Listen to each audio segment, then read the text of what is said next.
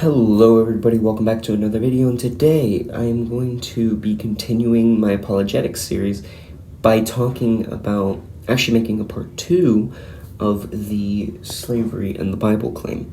Now, I ended up coming across new information that would basically make my old theory not necessarily debunked or not necessarily not true, but more so irrelevant now due to new information. So first off, what I would like to get into is that a new realization has come to me. The word slave or the word ebed does not actually really exist. There's not really a word for slave. It comes from the word abad, which means to perform labor or to serve. You can see it more here. Now, we are also going to be discussing how this was, again, servitude and maybe more of a worker type relationship. As you can see, to do labor, to do work, to serve, a servant. Not so much would it be maybe a slave, potentially. And if we were to translate this as servant, then it actually makes quite a bit of sense. Well, why does it? Well, we get a lot of mentions of servitude in the Bible from Hebrews, but we don't get quite too much of actual sort of slavery, I don't feel. This sort of servitude that it gets across into the Bible, it's clear that it is just to do certain work, such as menial tasks, like that of what Abraham's servant did. And you can see that more so here with this verse. Deuteronomy 29:10-12 says, "And the foreigners living in your camps who chop your woods and carry your waters." Does that sound familiar?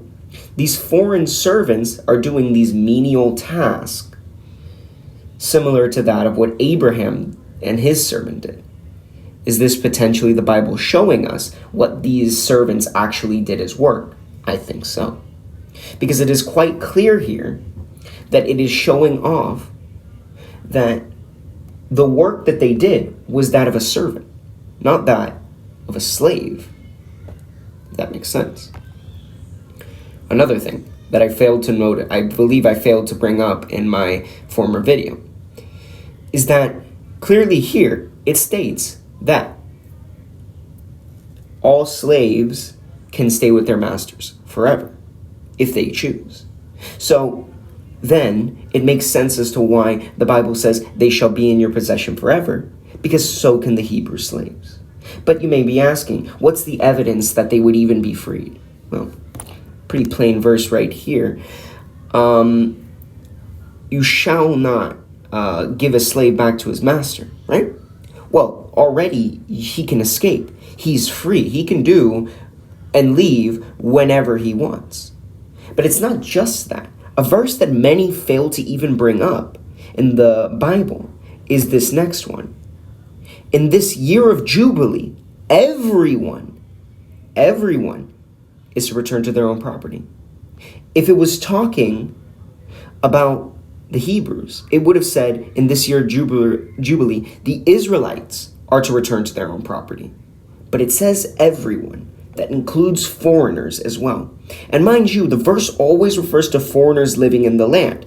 So there is not really a slave trade going on there, as stealing a man is forbidden in the Bible, as we see with Exodus 21:16.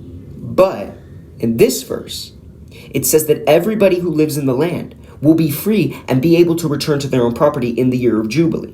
Meaning that if they are so a slave, it doesn't matter if they're a foreigner or an Israelite, they are choosing to stay with them. If they do not, they are freed in the year of Jubilee. And even then, the tasks they are doing are the tasks of that of a servant, that of a indentured bond servant, not that of a field working sort of prisoner of war type slavery that we saw in a lot of the Middle East. As well, we see in other verses in Exodus that you aren't allowed to hit your slave or servant, more so. You aren't allowed to hit them. You aren't allowed to knock their teeth or eye out. A lot of atheists and sort of believers in the Bible slavery theory will bring up the fact that, oh, well, it's just semantics. They're being very specific. But why? Why? Why would the Bible be so specific as to say an eye and a tooth are the only things you can't knock out?